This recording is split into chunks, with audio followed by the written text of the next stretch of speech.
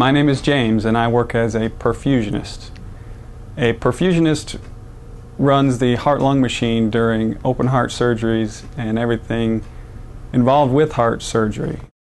The biggest part of my job is running the heart-lung machine and the conduction of cardiopulmonary bypass during the heart surgeries.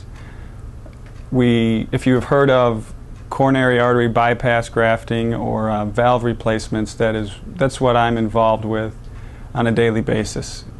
The big duties of my job consist of keeping the patient alive during surgery and letting the surgeon work on the patient's heart. We do everything from cooling and warming the blood, oxygenating the blood, filtering the blood. We use cardioplegia, which is a cardio meaning heart, plegia meaning stopping the heart, and this allows the surgeon to work on the heart.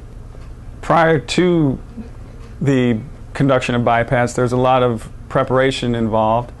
We have to do things as far as interviewing the patient, finding out histories, looking through the chart.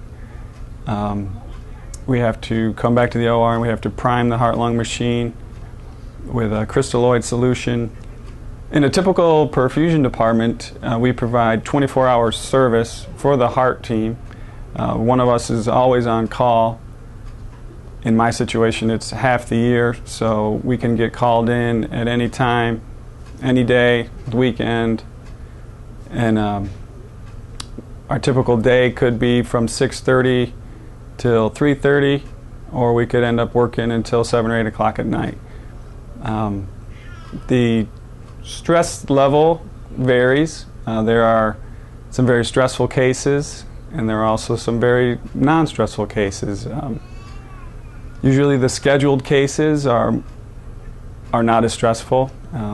If we get called in for emergencies and things that we don't do as often can be more stressful, and things can always come up in heart surgery that are unexpected, which makes it always more stressful.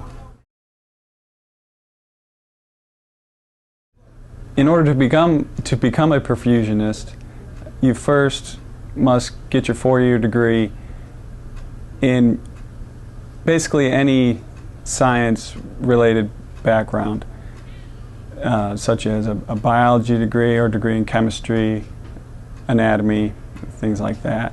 Once you have your 4-year degree and apply and become accepted into a perfusion school, the school itself consists of clinical work along with a lot of regular school work.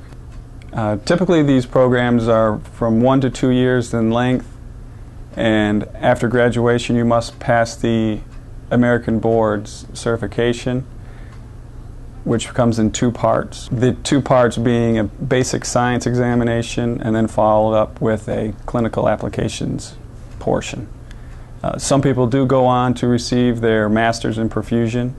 It takes another 1 to 2 years of schooling. The best part of being a perfusionist is ultimately working with the patient and seeing the patient come in and go through surgery, and you help them through the surgery and seeing them recover and do well.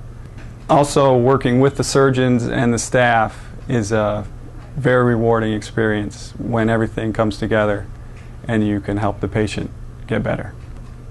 The worst part of being a perfusionist is probably the call, being on call for the hospital, and depending where you are, if you share the call with a lot of perfusionists, you're not on call that much. In the smaller programs, you're on call more often. So the more call you take kind of makes the job a little bit worse. Being on call for Thanksgiving or Christmas, New Year's, every other weekend or every 3rd weekend can take its toll on anybody, and you have to be ready at a moment's notice, whether you're sleeping or eating dinner or at a ball game. My advice for anyone looking into the perfusion field is that you should be prepared for some intense schooling. You should be prepared to possibly take a job elsewhere in the country. Jobs aren't always that plentiful, but there may be one that you have to take across town or in California, depending on where you live. You should also be prepared to work in a high-stress environment with some people that aren't real easy to work with. Sometimes people are easy to work with. You should be able to work with blood and be able to see the surgery happen and not get queasy and that sort of thing.